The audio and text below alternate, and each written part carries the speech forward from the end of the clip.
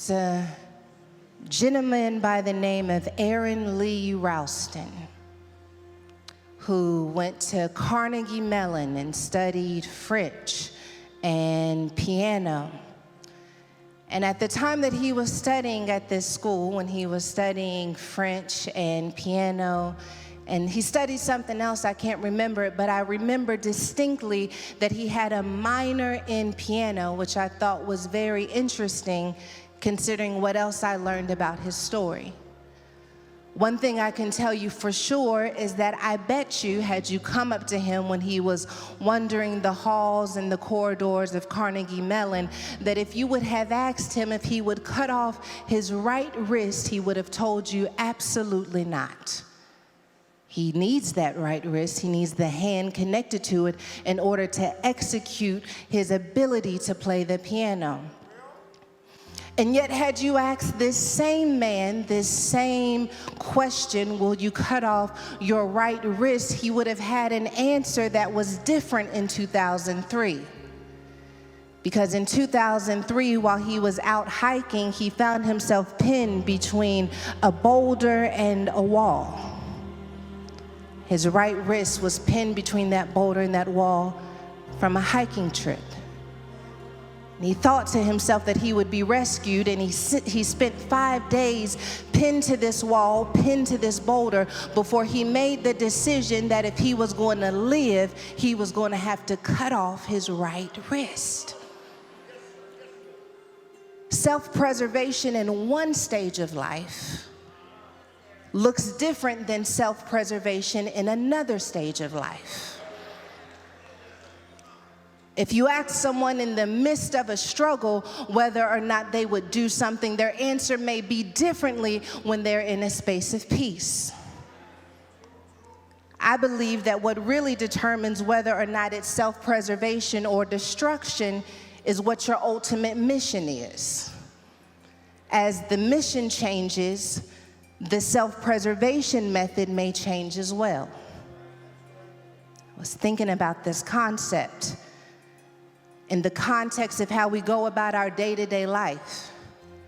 Thinking about moments when the mission is for us to get rest because we've overexerted ourselves, and so self-preservation looks like taking a day off and finally having a moment to detach from our world. That is self-preservation. But when we're trying to overcome depression, self-preservation is getting out of that very same bed and trying to get some sunlight and trying to get out of this grief. The methods that we use for self-preservation continue to change and fluctuate, because what is self-preservation in one moment could become destructive in another moment. It all depends on what the mission is. If you don't believe me, ask the caterpillar who gets in the cocoon, so that the self-preservation in that moment would allow for transformation. But once that caterpillar becomes a butterfly, if it stays in the cocoon too long, now the very thing that was once protecting them has now restricted them. And if I stay in this method of self-preservation, I might very well lose out on my destiny. Been thinking a lot about the ways that we try to preserve ourselves from experiencing further trauma, from experiencing shame, from experiencing another heartbreak. And though it is honorable in some moments, I want to reason with you today that that very method of self-preservation could be responsible for why you feel stagnant in your life today. That self-preservation that tells you if you open up, you could lose, but in a marriage, that self-preservation may mean that you preserve yourself and lose the marriage.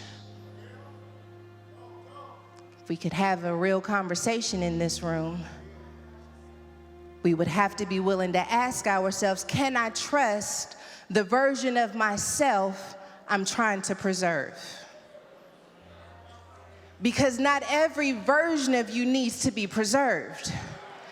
And if you build up a system and a routine and a way of being that preserves that version of yourself, then you miss out on God's ability to transform that very version of yourself you're trying to preserve. I wish I could say that the way I feel it in my head, because I feel like there are moments where God wants access to our way of being. He wants access to our thoughts. He wants access to our heart. But we are so committed to preserving what is left over that we miss out on the opportunity to allow God to transform what is left over. You want to experience restoration, but you don't want to open yourself up. And so you're mad at God that he won't restore, but God said, I could restore, but you're not giving me anything to work with because you're so busy trying to preserve what you have left.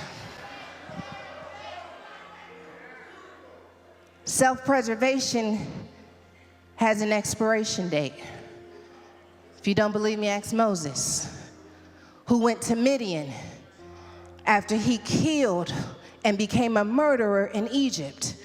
He goes to Midian for 40 years.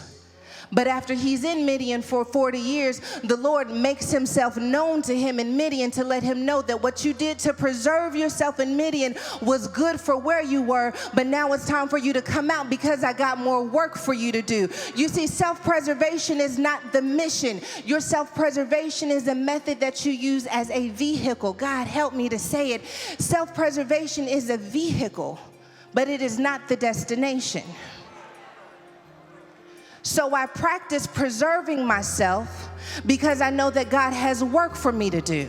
But I don't make my mission protecting myself, because if I make my mission protecting myself, then I will miss out on the very reason that I was created. And so I have to learn to balance the reality that I do need to preserve myself, and I do need to move with wisdom, and I do need to have boundaries, but I also need to know when none of that matters, because it's time for me to step into something that requires vulnerability. It's time for me to step into something that I've never seen before, and I can't do it and be comfortable at the same time. So self, get ready to get uncomfortable, because we're moving into mission mode. You got to know the difference between preservation mode and mission mode. And I felt like God told me that there were just one or two people in this room who were about to move from preservation mode and into mission mode, that they did what they had to do to preserve themselves. They did what they had to do to preserve their peace. They did what they had to do to preserve their mind, but they've been in preservation mode for so long